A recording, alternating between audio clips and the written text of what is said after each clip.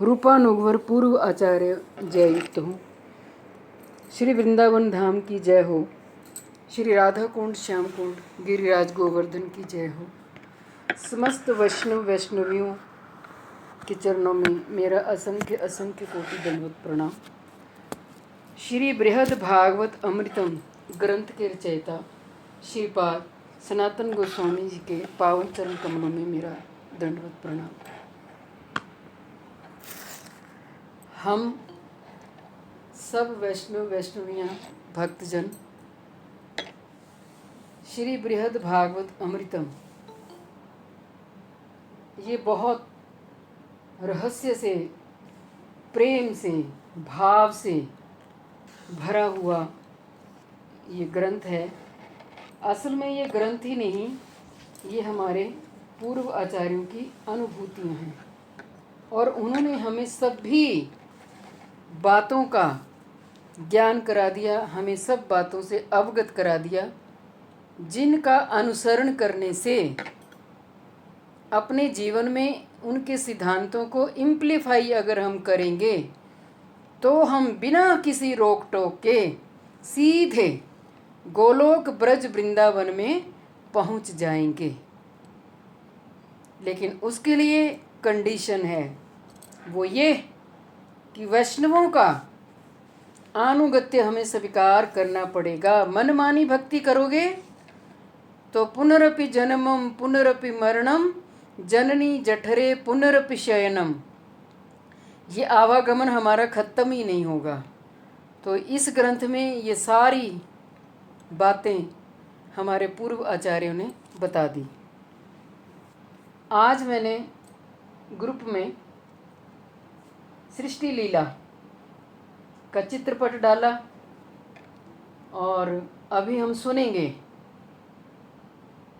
देखो, भजन आस्था सब लोगों की होती है, लेकिन हम भजन किस स्तर का कर रहे हैं वो मायने रखता है। भगवान भावग्राह्य हैं, लेकिन खाली भाव भी नहीं चलेगा। भाव को पुष्ट करने के लिए हमें विधि मार्ग का भी अनुसरण करना पड़ेगा। पहले हम विधि भक्ति करेंगे, जिसको वैधि भक्ति बोलते हैं। यही वैधि भक्ति हमारे चित्त को शुद्ध कर देगी। काम क्रोध मोह लोभ अहंकार राग अस्मिता द्वेष, ये सब जो माया के दुर्गुण हैं, ये हमारे हृदय से समाप्त हो जाएंगे। फिर श्रद्धा, साधु संग, भजन क्रिया, अनर्थ निवृत्ति, आसक्ति, रुचि, भाव, फिर ऊपर से भाव का प्रेम भक्ति। ये स्तर होते हैं, लेवल होते हैं, स्टेज। ये हमें सबको सीढ़ियाँ चढ़नी है। बिना इन सीढ़ियों को चढ़े हुए हम कुछ भी प्राप्त नहीं कर पाएंगे। तो ये जो सृष्टि तत्व है, देखो, मैं अपनी मर्जी से कुछ नहीं करती। जो मुझे राधा रानी, मेरे वैष्णवजन बुद्धि में आकर के मुझे मैसेज देते हैं, मेरे अंदर भाव जगा देते हैं, ये इच्छा हमारे गोस्वामी वर्गों की है। मेरे पास तो हर चीज़ है ही है, मुझे कोई अभाव थोड़ी है। लेकिन मैं ये चाहती हूँ कि आप इतना कीमती समय निकाल करके इस ग्रंथ में रसास्वादन कर रहे हैं, तो आप कोई भी चीज़ से वंचित ना रह जाएं। छोटी से छोटी चीज़ को भी हम अपने जीवन में इम्प्लीफाई करेंगे। दंडवत प्रणाम जी। तो आज सृष्टि तत्व के बारे में हमारी वैष्णवियाँ टर्न बाय टर्न बताएंगी, जिन्होंने आज बहुत मेहनत करी है। समय का देखो, सबको काम होता है, अपने अपने को जब भी करना होता है, सेवा करनी होती है, फिर भी इन सब ने अपने समय में से समय निकाला। तो आइए पहले इनके मुखारबिंद से हम सृष्टि तत्व की महिमा समझते हैं।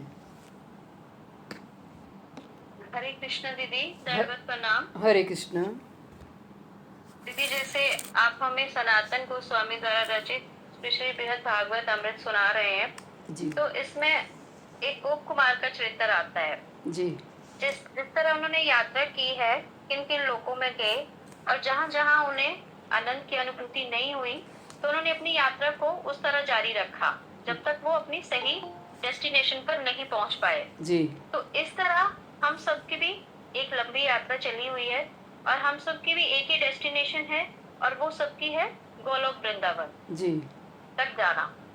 तो ये एक शुद्ध भक्त की आध्यात्मिक यात्रा है गोप कुमार की, जो दिव्य प्रेम को प्राप्त करने के लिए अपनी तलाश जो है वो जारी रखते हैं। जी गोप कुमार हम तरह के ही इस भौतिक संसार के हैं, और वो एक ब्रजवासी ब्राह्मण हैं जिन्होंने अपनी भक्ति द्वारा इस यात्रा को अंत तक किया, और जी वो उस स्टेज पर पहुंच गए जहां पर दिव्य लोक है, गोलोक वृंदावन है। और ये जो गोलोक वृंदावन है, ये क्षणभंगुर नहीं है दीदी, शाश्वत है।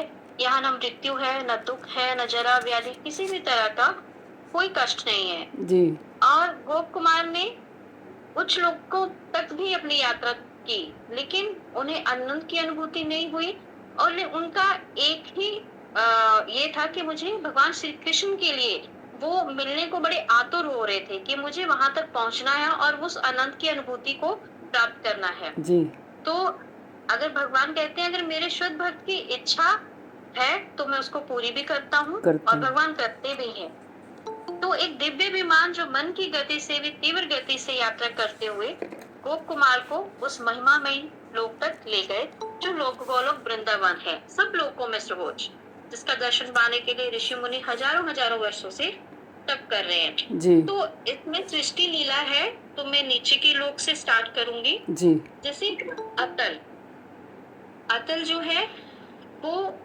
बल दानव का निवास स्थान है। यहाँ पे निवासी राक्षस और दानव हैं। जी उससे नीचे आते हैं तो वहां पे पितल है, पितल लोक है, जहाँ महादेव के एक स्वरूप पाटेश्वर अपने गणों के साथ निवास करते हैं। उसके नीचे हम आते हैं तो सुतल है, जहाँ विरोचन के पुत्र बलि महाराज जी निवास करते हैं। जी जब इफ्तार में उन्होंने 3 बग भूमि मांगी थी, तो भगवान ने भी प्रसन्न होकर उनको इस लोक में प्रवेश दिया था। और बलि महाराज से हमें ये भी सीखना चाहिए कि शुद्ध भक्त और विश्वास के साथ दान करने से भगवान के प्रति हमारी प्रेमा भक्ति भी प्राप्त होती है। जी उससे नीचे दीदी सुतल है, जो तलातल में शिवजी द्वारा रक्षित में दानव का निवास स्थान है। उसके बाद महातल है, जी तलातल के नीचे महातल, जहाँ कालिया नाग और दिति पुत्र दैत्यों का निवास स्थान है। दिति पुत्र जैसे हिरण्यकशिपु और हिरण्याक्ष हुए। जी उसके बाद से रसातल है, जो महातल के नीचे है, ये असुरों का निवास स्थान है। असुर जो देवता विरोधी होते हैं, जितने भी दानव हैं मोस्टली देवता विरोधी होते हैं, लेकिन कुछ को छोड़कर, जैसे बेतासुर जो त्वष्टा ऋषि के पुत्र हुए, प्रहलाद, बलि महाराज, ये सब असुर थे। लेकिन पूर्व जन्मों के इनके ये विष्णु के महान भक्त भी थे। पाताल लोक, रसातल के नीचे पाताल लोक, जो नागों के प्रमुख वासुकी का निवास स्थान है जी।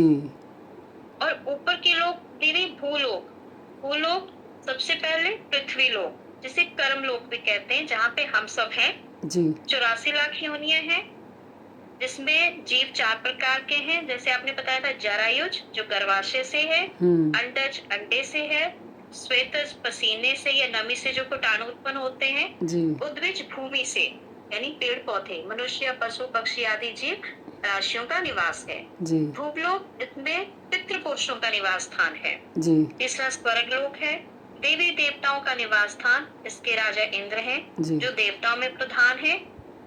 लेकिन स्वर्ग का सुख भी दीदी कुछ समय तक ही होता है, जब तक उनके पुण्य कर्म है। उसके बाद उनको फिर यहाँ पे पृथ्वी लोक पर आना पड़ता है जी। उसके बाद है 4th महलोक। महलोक में भृगु मुनि अन्य ऋषियों का निवास स्थान है जी। इस लोक में पित और मुनि निवास करते हैं जी। जनलोक, जनलोक में नव योगेंद्र का निवास स्थान है, जिसमें ऋषभ देव जी के 100 पुत्र हुए थे, और जिनमें पहले भरत महाराज जी थे, जिनके 3 आगे जन्म हुए थे जी। उनमें 21 पुत्र जो थे उनके वो कर्मकांडी विद्वान थे। 9 जो थे वो वैष्णव थे, जैसे कवि, हरि, प्रबोध, पिपलायन, चमस, करभाजन, अंतरिक्ष, अभ्रिहोत्र, दुमिलादि। या जनलोक जो है दीदी, जब प्रलय आता है तो ये नष्ट नहीं होते, लेकिन जब महाप्रलय आते हैं तो जल लोक भी नष्ट हो नष्ट हो जाते हैं। उसके नीचे है तपलोक। तपलोक में दीदी सनत, सनातन, सनंदन, सनत कुमार का निवास स्थान है। चारों जो है वो ब्रह्मा जी के मानस पुत्र हैं। जी। ये चारों भगवत स्वरूप हैं और ये चारों 5 वर्ष के रूप में ही रहते हैं जी। और इनको भागवत में 12 महाजनों की सूची में भी बताया गया है इनके बारे में जी। और लास्ट है सत्यलोक। सत्यलोक जो है वो ब्रह्मा जी का निवास स्थान है जी। ये 14 लोकों से ऊपर माना गया है जहाँ ब्रह्मा जी निवास करते हैं जी। और ब्रह्मा जी गर्भोदक्षाई विष्णु की नाभि से प्रकट हुए और उनको सृष्टि का कर्ता भी कहते हैं, जो भगवान ने उनको सृष्टि करने के लिए कहा था। जी। अब दीदी इस तरह से मैंने ये डिफाइन कर दी है। आगे अंबिका दीदी बोलेंगी जो ऊपर के लोग हैं। हरे कृष्णा दीदी, दंडवत प्रणाम। हरे कृष्णा। बहुत सुंदर, बहुत सुंदर। अब जिस तरह से हमारी अर्चना वैष्णवी ने समझाया, अब अच्छे से आपको समझ आ जाना चाहिए। ऑडियो आपके पास पहुंच जाएगी, बार बार सुने। सृष्टि तत्व, हम इसी तत्व में घूम रहे हैं और कब से घूम रहे हैं कोई खबर नहीं।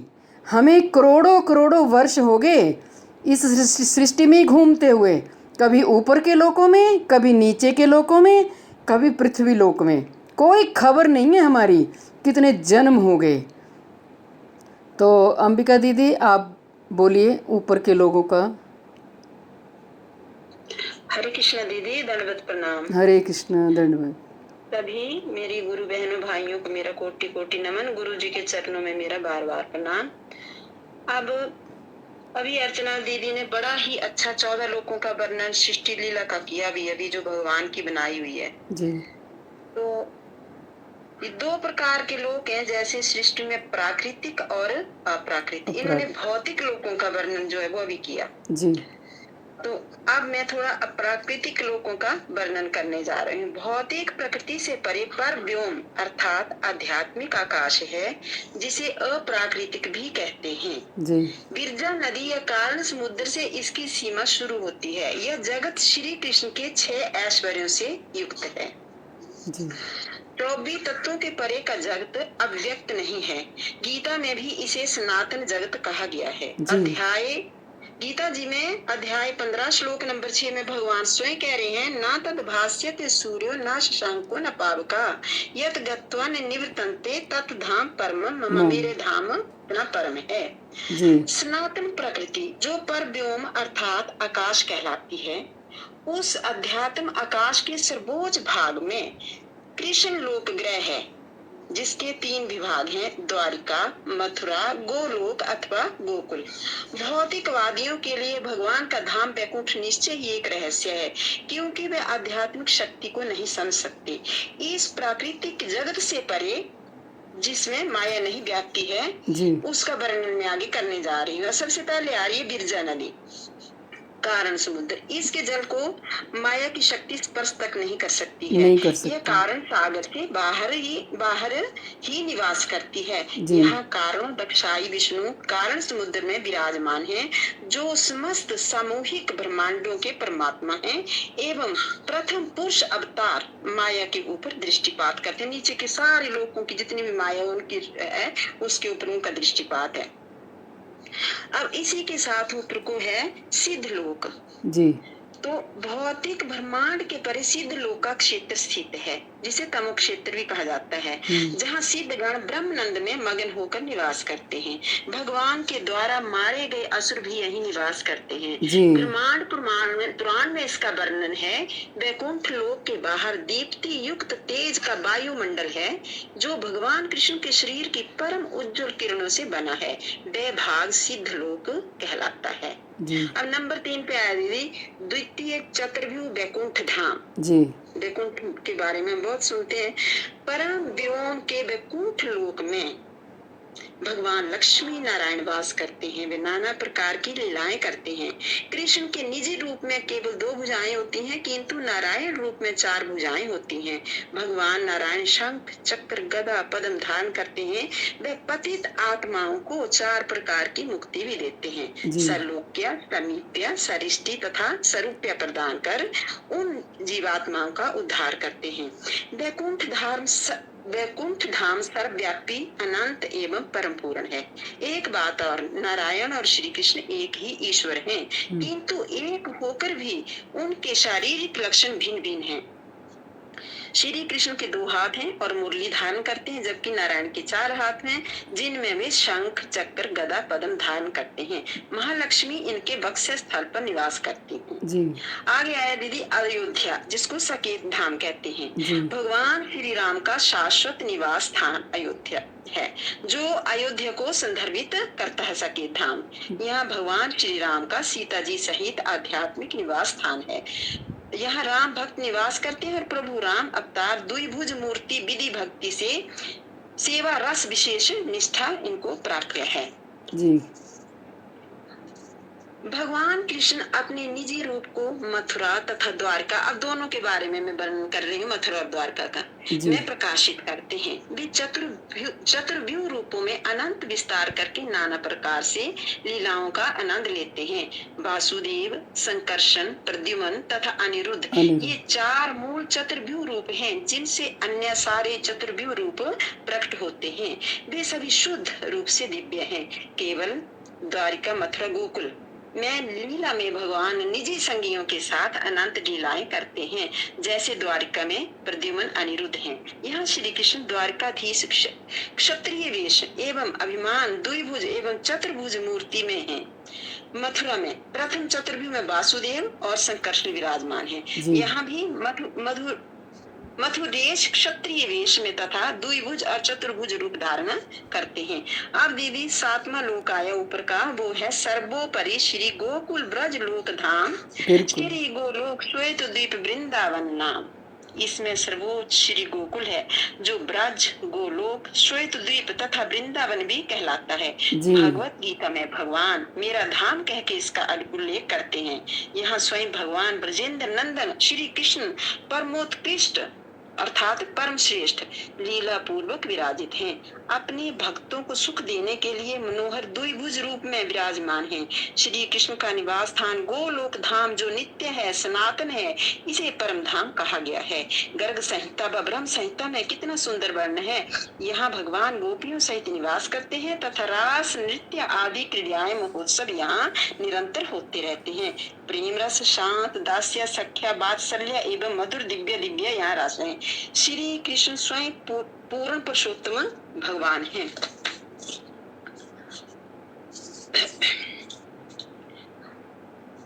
परम वंदनीय जीव गोस्वामी द्वारा दिए गए प्रामाणिक साक्ष्य के आधार पर हम यह निष्कर्ष निकाल सकते हैं कि कृष्ण लोक ही आध्यात्मिक आकाश में सर्वश्रेष्ठ लोक है।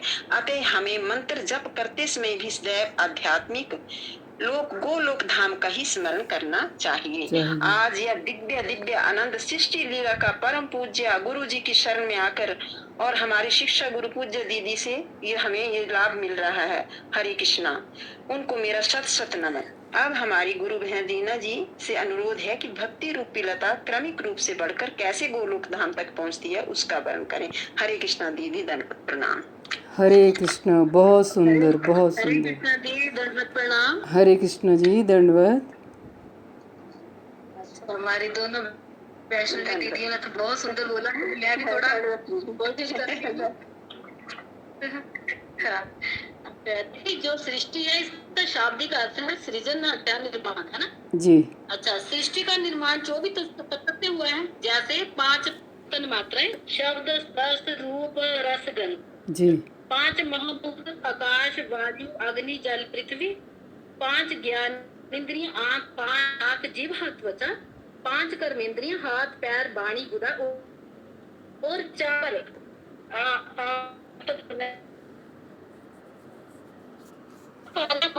मनुष्य का बंधन और मोक्ष का कार्य है। बुद्धि निश्चय करना, तर्क करना बुद्धि का कार्य है। किस प्रकार संसार का को संस्कारों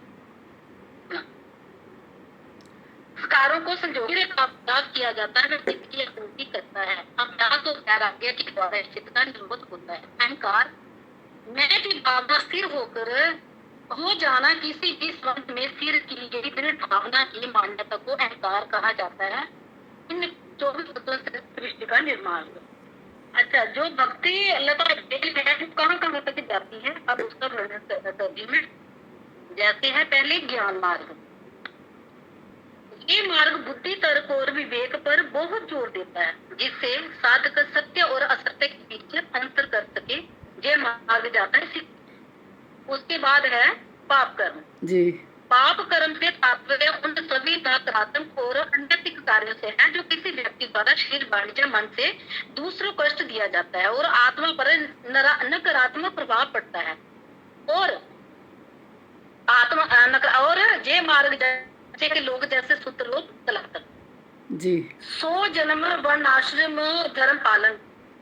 वर्णाश्रम धर्म का पालन एक तो व्यक्तिगत और सामाजिक व्यवस्था है जिसमें एक व्यक्ति अपने वर्णाश्रम के अनुसार अपने कर्तव्यों का पालन करता है। ये मार्ग जाता है सत्य लोग। उसके बाद है निष्काम पुण्य कर्म का अर्थ है ऐसा कार्य जिसे बिना किसी व्यक्तिगत स्वार्थ, आसक्ति या फल की इच्छा के बिना किया जाए। ये मार्ग जाता है तप लोग, जल लोक और महर लोक। बिल्कुल। सकाम पुण्य कर्म ये तात्पर्य है कि ऐसे धार्मिक और परोपकारी कार्यों से है जो कि किसी विशेष फल या परिणाम जैसे स्वर्ग प्राप्ति या अगले जन्म में सुख की इच्छा। ये मार्ग जाता है स्वर्ग लोक, भूलोक और भूलोक।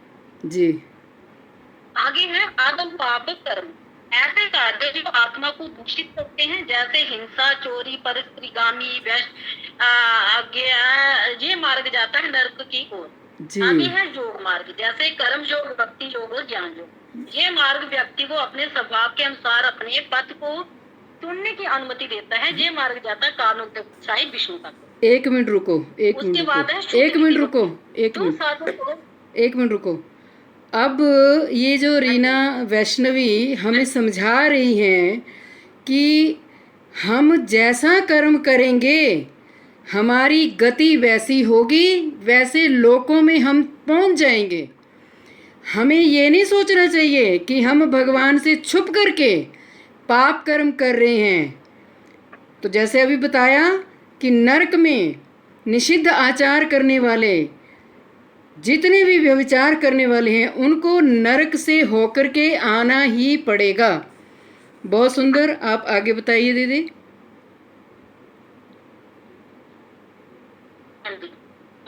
आगे शुद्ध विधि भक्ति। तो साधक को भौतिक और मानसिक इच्छाओं से मुक्त होकर प्रेम के साथ भगवान की निरंतर सेवा करने की एक प्रक्रिया है। इसे हम भगवान लक्ष्मी नारायण चतुर्भुज से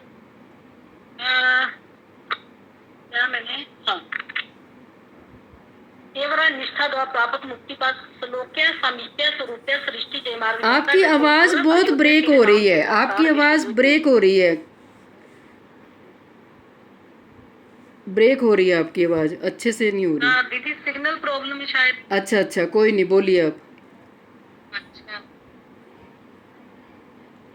बोलिए। अच्छा, फिर है विधि मिश्रित रागा भक्ति। इस भक्ति में भक्ति के साथ ज्ञान या कर्म के तत्वों का मिश्रण होता है जी। ये मार्ग जाता है द्वारकापुरी, द्वारकाधीश कृष्ण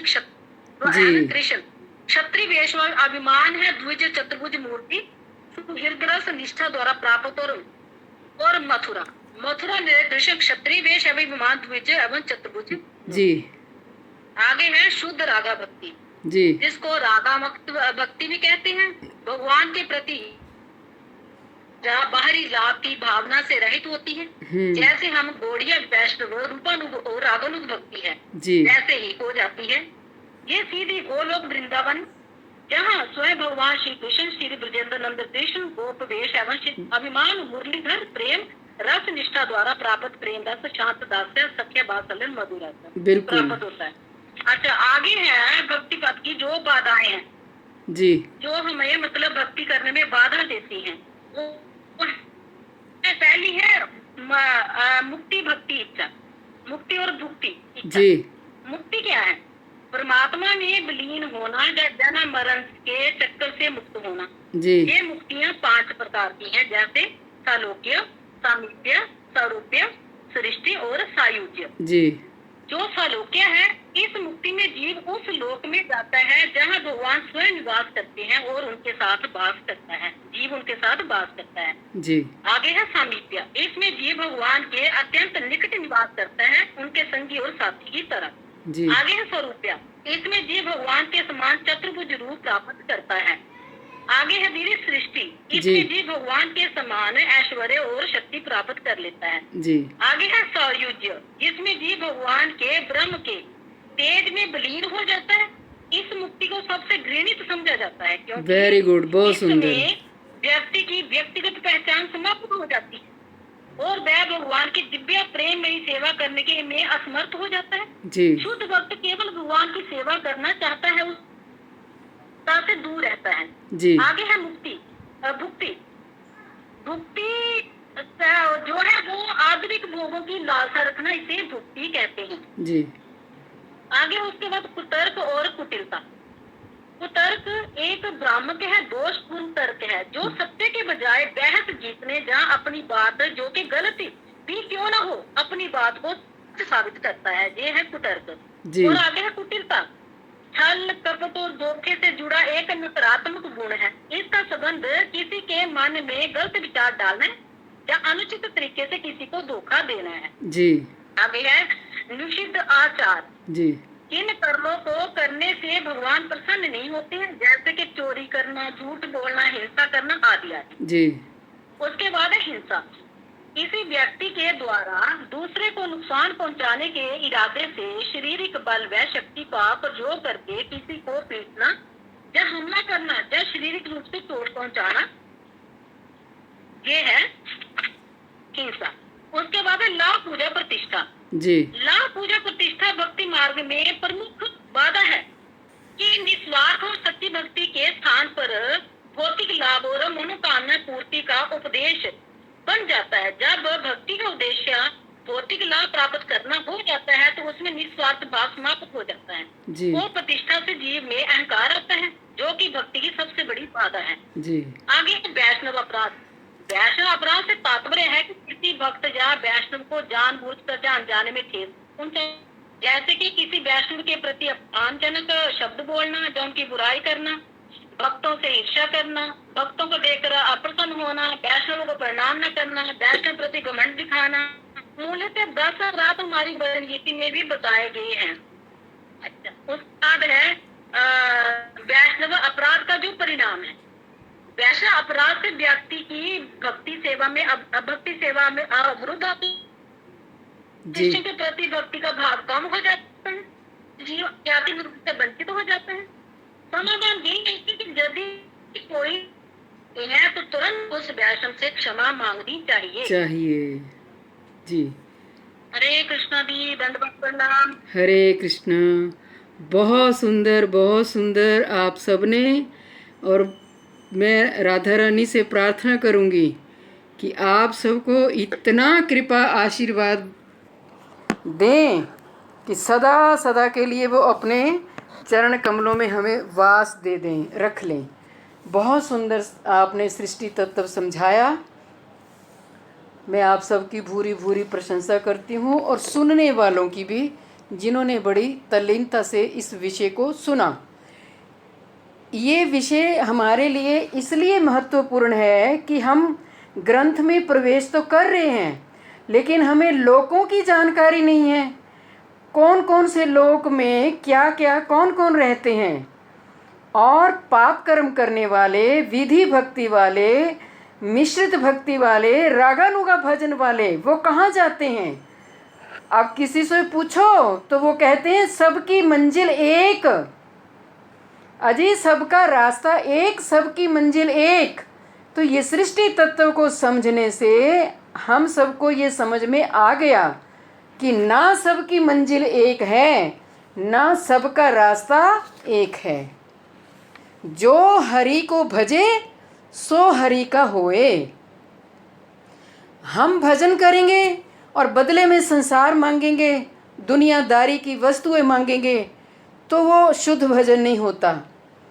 और जैसे अभी हमने समझा कि शुद्ध रागानुगा भजन करेंगे तो भजन लता सीधी गोलोक वृंदावन में जाती है, सीधी। वो पूरी पूरी भजन लता, अब मैंने चित्र डाल दिए है ना, आप अच्छे से देखना। सारे भक्तों का वहाँ एक स्टेज बताया गया है। तो ऐसे नहीं है कि सबकी मंजिल एक और सबका रास्ता एक, ऐसे नहीं होता। तो इसीलिए भगवान की ये जो डिज़ाइन बनाया है ना भगवान ने, भगवान इतने सूक्ष्म से सूक्ष्म रूप में भी परमाणु के रूप में इस ब्रह्मांड में विराजमान हैं। और भगवान ने जो ऐसा डिज़ाइन बनाया, ये एक बार भगवान ने डिज़ाइन बना दिया और ये बार बार कल्प मनवंतर ये बीतते रहते हैं, समय अवधि चलती रहती है, युग आते हैं। और भगवान भी अपने कभी युग अवतार, कभी मनवंतर अवतार, कभी अंश अवतार, कभी अशांश अवतार, कभी कला अवतार ले करके इस सृष्टि में लीलाएं करते हैं। ये जो 14 ब्रह्मांड हैं ये विनष्ट हो जाते हैं समय आने पर, लेकिन कारण समुद्र साई से जो ऊपर, बिरजा नदी से जो ऊपर के ब्रह्मांड हैं वो नहीं, वो विनष्ट नहीं होते ना। और वहाँ जो परिकर हैं वो सब चतुर्भुज स्वरूप हैं।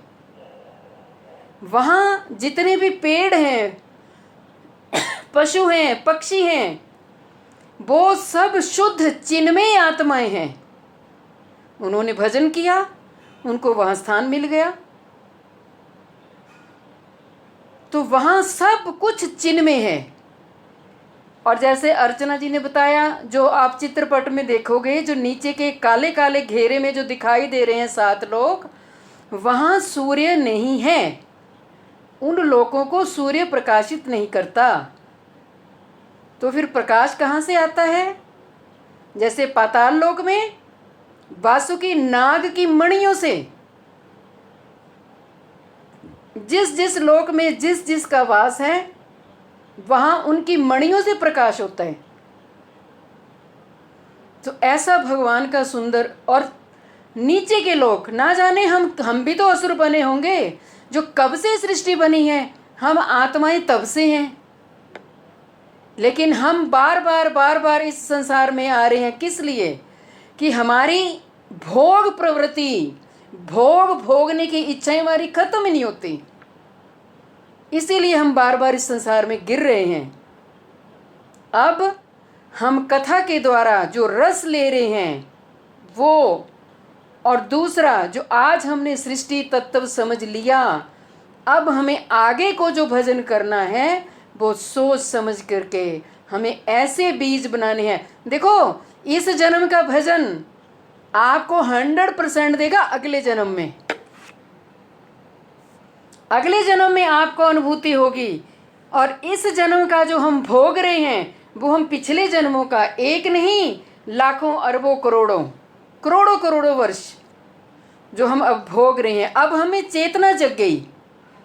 कैसी चेतना? चेतना तो पहले भी थी, आध्यात्मिक चेतना, भगवान को प्राप्त करने की चेतना।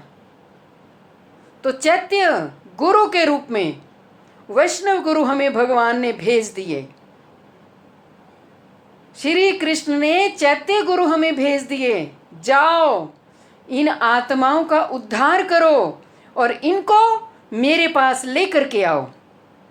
ये इच्छा है गोविंद की। हम तो बैठे हुए हैं भोग विलास में, लेकिन भगवान को हमारे अरबों जन्मों का पता है। तो सबसे पहले भगवान चैत्य गुरु, साधु वैष्णव के रूप में भेजा। हम थोड़े गए गुरु को ढूंढने। बताओ, कोई गया है? कोई नहीं गया गुरु को ढूंढने। गुरुदेव चैत्य गुरु किसी न किसी विधि से हम सबको मिल गए। तो इसका मतलब भगवान की ये सबसे बड़ी करुणा है हम पर। करुणाले वरुणाले हैं भगवान। प्रिया जी करुणाले वरुणाले हैं। तो अब हमारी आत्मा का उद्धार हो जाएगा। अब दुर्गति नहीं होगी। अब हमने ऐसा तीव्र गति से भजन करना है जो हम कथाओं में सुनते हैं, वैसा ही। तो मुझे बहुत खुशी हुई, आपने बहुत अच्छी मेहनत की और अच्छे से सुनने में भी आनंद आया, बहुत आनंद आया। और जिन्होंने पहली बार सुना वो अपने भजन को और अच्छे से अलर्ट होकर के भजन करेंगे। तो आइए हम ग्रंथ में प्रवेश करते हैं। हमने श्लोक तो पढ़ लिया था, लेकिन आज दोबारा से मन हो रहा है कि दोबारा से पढ़ें। पेज नंबर है 17। जयति जयति वृंदारण्य में तन मुरारे प्रियतम मति साधु स्वांत वैकुंठवासात् रमयति स सदा गः पालयन् यत्र गोपीः स्वरित मधुर वेणुर्वर्धयन् प्रेम रासे।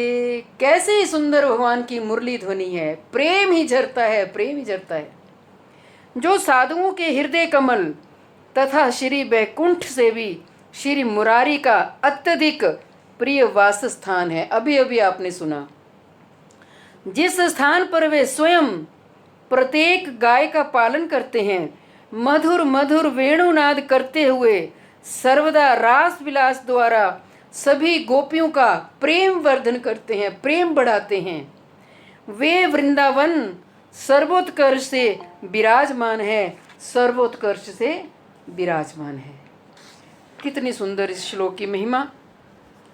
भावानुवाद, श्री मथुरा मंडल में भी श्री ब्रज भूमि ही श्री भगवान की असाधारण मधुर मधुर लीलाओं की स्थली है।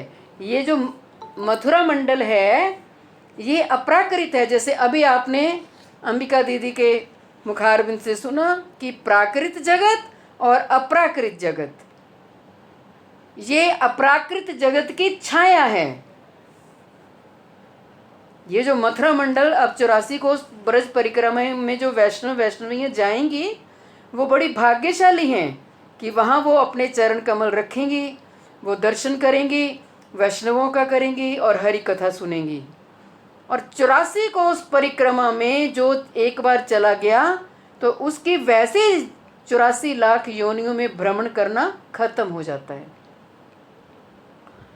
तथा ब्रज भूमि में भी श्री वृंदावन, श्री गोवर्धन, यमुना पुलिन आदि ही उस प्रकार की लीलाओं के लिए प्रसिद्ध हैं। यथा श्री राम कृष्ण, राम कृष्ण माने कृष्ण बलराम, श्री वृंदावन, गोवर्धन और यमुना पुलिन को देखकर अत्यधिक आनंदित हुए। अतएव ये तीनों स्थान श्री भगवान के परम प्रिय हैं। जब भगवान इस धरा पर आना था, अवतरित होना था, तो प्रिया जी को भी कहा, तो प्रिया जी ने कहा कि प्रियतम, मैं तब चलूँगी इस गोलोक ब्रज वृंदावन से अगर मेरे साथ ये तीन चीज़ें चलेंगी तो, नहीं तो मैं नहीं जाऊँगी। कहो प्रिय। एक तो श्री गोवर्धन, दूसरा यमुना जी और तीसरा श्री वृंदावन। ये अगर चलेंगे तो मैं आऊँगी धरती पर, नहीं तो मैं नहीं आऊँगी। तो ये जो यमुना जी हैं, यमुना जी में जो जल है वो कहाँ का है? वो है बिरजा नदी।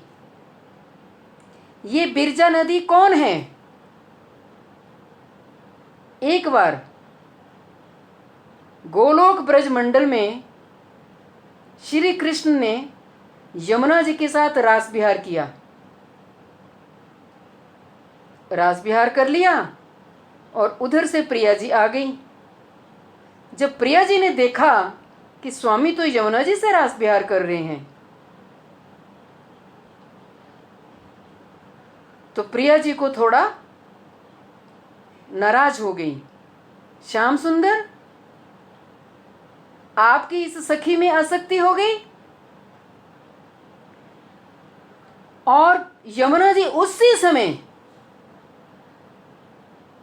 बिरजा नदी में परिणत हो गई। ये बिरजा नदी का जो जल है ये साधारण जल नहीं है, ये चित्तलोक की वस्तु है।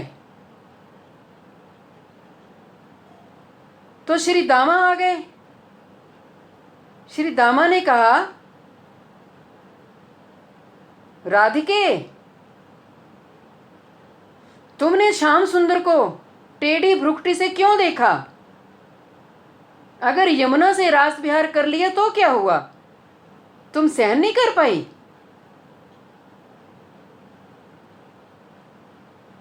जाओ, मैं तुम्हें श्राप देता हूं।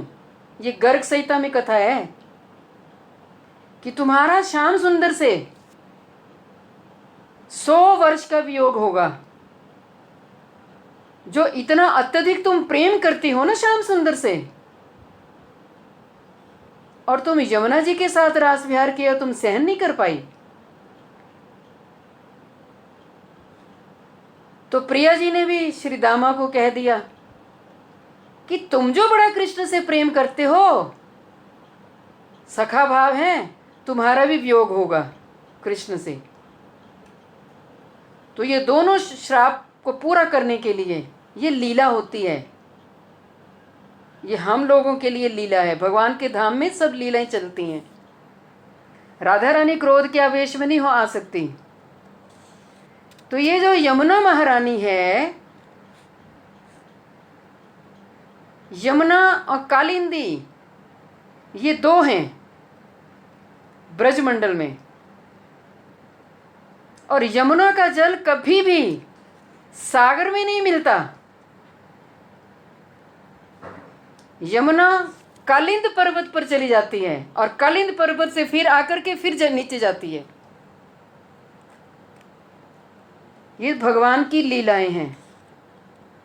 तो यमुना जी में जब हम स्नान करें, यमुना जी में हम सुबह शाम हमें भावना रखनी चाहिए कि मैं वहाँ आरती कर रही हूँ। सुबह की आरती करो, मानसिक उपासना। शाम की आरती करो, मानसिक उपासना से कर रहो। और जो 84 कोस ब्रज परिक्रमा में जाएंगी, वो अपने पास खूब खुला मुश्कपूर लेकर के जाना। घी वगैरह मेल्ट हो जाता है। जहाँ भी किसी भी मंदिर में दर्शन करो, वहाँ थोड़ा सा मुश्कपूर अपने पास, मैच बॉक्स, माचिस की डब्बी लेके जाना और आरती करना, ठाकुर जी को दिखाना और जमुना जी को, जैसे जैसे आपको सुविधा हो। बहुत पुण्य लाभ होता है। तो ये यमुना महारानी भक्ति प्रदान करने वाली है। इसके बिना राधा जी भी नहीं रहती। यमुना के पुलिन पर रास हुआ, महारास हुआ, जल केली क्रीड़ाएं हुई, कितनी तो लीलाएं हुई। इसलिए ये तीनों स्थान श्री भगवान के परम प्रिय हैं। इसलिए उनकी कृपा प्राप्ति के लिए प्रथमतः जयति जयति, ये भी श्लोक हमने पढ़ा ना, जयति जयति वृंदारण्यम एतन मुरारे। इसमें भी जयति जयति शब्द 2 बार आया। पहले श्लोक में भी जयति जयति मैंने जय हो, जय हो। श्री वृंदावन के परम उत्कर्ष को कह रहे हैं। वृंदावन का वैशिष्ट, वृंदावन का महान श्रेष्ठत्व, तो इसीलिए जयति जयति कह रहे हैं। यह श्री वृंदावन परम उत्कर्ष से विराजमान है। अत्यधिक प्रसन्नता के कारण 2 बार जयति कह रहे हैं। एतत् शब्द के प्रयोग के द्वारा ये सूचित हो रहा है कि ग्रंथ रचना के समय ग्रंथकार यानी श्रीपाद सनातन गोस्वामी, जो लवंग मंजरी हैं, अनंग मंजरी हैं, राधा रानी की बहन हैं, वृंदावन में ही वास कर रहे थे। क्योंकि चैतन्य महाप्रभु ने इन्हें आदेश दिया था कि आप ब्रज वृंदावन में चले जाओ, वहाँ जाकर के लुप्त तीर्थों का उद्धार करना, श्री विग्रह प्रकाश, ग्रंथ प्रणयन सेवा, नाम संकीर्तन। और इन्होंने अपने लिए कोई महल चौबारे नहीं बनाए। एक एक पेड़ के नीचे एक एक रात्रि बिताया करते थे।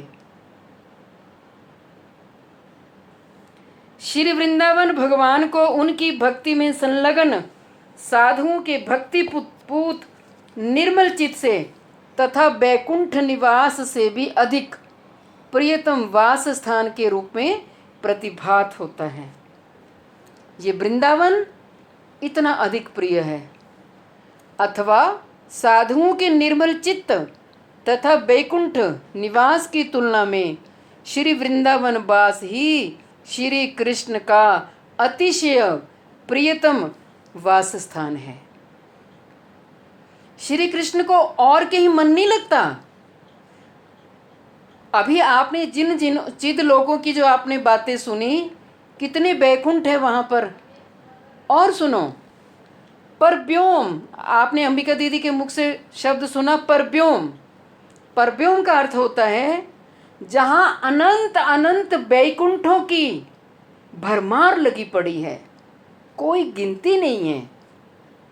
जितने भगवान के अवतार हुए हैं, मीन अवतार, कच्छ अवतार, 12 अवतार, नरसिंह अवतार, वामन अवतार, परशुराम अवतार, कला अवतार, जितने भी हुए हैं, इन सब को एक, जितनी ये पृथ्वी देख रहे हो ना, इस पृथ्वी से दुगना, ये 50 कोटि योजन की पृथ्वी है, इसका एरिया है। तो नीचे के लोग, ऊपर के लोग, ये 100 कोटि योजन के हैं। तो यहाँ कितने जीवात्माएं वास करती हैं। लेकिन भगवान का जो चिद बैकुंठ है, वहाँ एक एक बैकुंठ का परिमाप 100 कोटि योजन है। तो नरसिंह भगवान 100 कोटि योजन बैकुंठ, उनकी लक्ष्मी है, उनके परिकर हैं, उनका सब कुछ है वहाँ। मत्स्य भगवान, वाराह भगवान, कच्छप अवतार जब लिया, जितने भी अवतार लिए, सब अपने अपने श्री धाम में अपनी लक्ष्मियों के सहित विराजमान है। लेकिन इन धामों का पालन पोषण कहाँ से होता है? भगवान की अंतरंगा शक्ति, चिद शक्ति, उसी से होता है। जब भगवान की बहिरंगा शक्ति ही इतने ब्रह्मांडों का, 14 लोकों का पालन कर रही है, वो कितनी शक्तिशाली है, हम सोच भी नहीं सकते। तो भगवान की अंतरंगा शक्ति यहाँ से कितना, 14 लोग तो कुछ भी नहीं हो, तो तुच्छ हैं। जो इतने, जिसको बोलते हैं परव्योम, इतने वहाँ कोठरियाँ हैं, इतने बैकुंठ हैं, हम गिन नहीं सकते। तो भगवान स्वांश, उनके अपने ही रूप, लेकिन वहाँ भगवान रहेंगे। लेकिन स्वयं द्विभुज मुरलीधारी, गोप वेशधारी जो श्री कृष्ण है, वो गोलोक वृंदावन में रहते हैं। वो और धाम में नहीं रहेंगे, नारायण रहेंगे। कारणोदकशाही, गर्भोदकशाही, क्षीरब्धिशाही, ये सब विष्णु हैं। तो भगवान की ऐसी ऐसी अलौकिक शक्तियां, अचिंत्य, जो चिंता से परे, जिसके बारे में हम कल्पना ही नहीं कर सकते, सोच ही नहीं सकते। कल्पना तो हमने क्या ही करनी, हमारी कल्पना भी छोटी पड़ जाएगी, हमारी कल्पना भी तिल मात्र होगी। ऐसा भगवान का वैभव है। इसका कारण यह है कि श्री भगवान इसी वृंदावन में ही स्वेच्छापूर्वक और सदा प्रकटित विविध प्रकार की मधुर मधुर लीला अमृत लहरी का विस्तार करते हैं। भगवान अपने स्वेच्छा से रहते हैं, भगवान किसी के अधीन नहीं है। किंतु उस प्रकार का स्वेच्छा में विहार श्री बैकुंठ आदि धामों में असंभव है। तो श्री कृष्ण स्वेच्छा में, अपनी इच्छा से गोलोक ब्रज वृंदावन में रहते हैं। इसी ही गोलोक ब्रज वृंदावन का दर्शन ब्रह्मा जी को हुआ। जो गोपाल बीज मंत्र का उन्होंने जप किया, और आप श्री ब्रह्म संहिता को पढ़ो और देखो क्या आनंद है। जो जो दर्शन किया वो ब्रह्मा जी ने लिख दिया। इसलिए श्री बैकुंठ धाम में श्री भगवान कभी कभी प्रच्छन्न रहते हैं, कभी कभी प्रच्छन्न में छुप के रहते हैं, किंतु श्री वृंदावन में सदैव विराजमान रहते हैं। वृंदावन से भगवान कभी गए ही नहीं। देवर्षि नारद ने पूछा प्रभु आपका निवास स्थान कहाँ है? तो भगवान मुस्कुराए, नारद, मद भक्त यत्र गायन्ति अहम तिष्ठामि नारद। जहाँ मेरे भक्तजन मेरी लीला कथा सुनते हैं, सुनाते हैं, मैं उनके हृदय में रहता हूँ। यह है भगवान का एड्रेस। तो भगवान शुद्ध हृदय में रहेंगे ना। हमारा मन, वाणी, कर्म तीनों शुद्ध होने चाहिए, तो भगवान की अनुभूति होती है, डेफिनेट होती है। श्रीमद् भागवत में कहा गया है, श्री वृंदावन में श्री हरि सदैव विराजमान रहते हैं, इसलिए ब्रज भूमि अत्यधिक पुण्यवती है। इसका कारण है कि श्री शिव और लक्ष्मी भी जिनके श्री चरणों का अर्चन करते हैं, वही पुराण पुरुष श्री कृष्ण मनुष्यों जैसे चिन्हों तथा मनोहर वैजयंती माला धारण करके वेणुनाद करते करते श्री बलराम जी के साथ गोचारण के उपलक्ष्य में यहाँ भ्रमण करते हैं। अभी भी गोकुल में जो ब्रजवासी है ना, वो माताएं अभी भी छींके पर माखन को रखती हैं, रोज ताज़ा माखन रखती हैं। अरे कन्हैया आवे गो, कन्हैया खावे गो। कन्हैया कहाँ गया है? ब्रज को छोड़ के कहाँ जा सकता है? वो नहीं जा सकता। और अभी भी अनुभूतियाँ होती हैं, अभी भी प्रिया प्रीतम रास रचाते हैं। जिसका शुद्ध भजन होगा उसको ब्रज वृंदावन में दर्शन होते हैं, पक्का होते हैं। भगवान अपने धाम का त्याग नहीं करते, लेकिन हम कहते हैं हमें तो दिखाई नहीं देते, हमें दर्शन नहीं हो रहे। अरे दर्शनों के योग्य क्या हमारे नेत्रों में हमारी शुद्ध भक्ति हो रही है? हमारा संसार ही तो छूट नहीं रहा, संसार छूट नहीं रहा, आसक्ति खत्म नहीं हो रही, और बातें कर रहे हैं कि भगवान दिख नहीं रहे। अर्जुन को भगवान ने कहा, अर्जुन इन दो नेत्रों से तू मुझे देख नहीं सकेगा, मैं तुझे दिव्य दृष्टि देता हूं तो तू मुझे देख पाएगा। मेरा चतुर्भुज रूप देखना बहुत मुश्किल है, वो नहीं देख सकते। जब भगवान ने दिव्य दृष्टि दी तो पहले चतुर्भुज रूप दिखा अर्जुन को, फिर भगवान बृहद होते होते होते फिर विराट स्वरूप दिखा दिया। अर्जुन, मेरी कृपा के बगैर मेरा दर्शन होना बहुत असंभव है। और जैसे विराट पुरुष देखा और अर्जुन हाथ जोड़ करके थर थर थर थर कांपने लगे। और एकादश स्कंद में जो देखा वो भगवान की स्तुति की। मैं तो आपको बहुत से सिर वालों, बहुत से भुजाओं वाले, बहुत से मुख वाले मैं आपको देख रहा हूँ, और मैं ये भी देख रहा हूँ कि आपके एक मुख से प्राणी आ रहे हैं, प्राणी जा रहे हैं। काल का दर्शन करा दिया। सारा कुछ सीन जो भगवान ने प्लान कर रखा था वो अर्जुन को दिखा दिया। ये किस किस ने देखा? अर्जुन ने देखा, संजय ने देखा, धृतराष्ट्र ने केवल सुना, और बर्बरीक ने देखा। तो बिना भगवान की कृपा से हम भगवान के दर्शन नहीं कर सकते। तो कृपा पाने के लिए हमें चेष्टा करनी पड़ेगी, साधन के लिए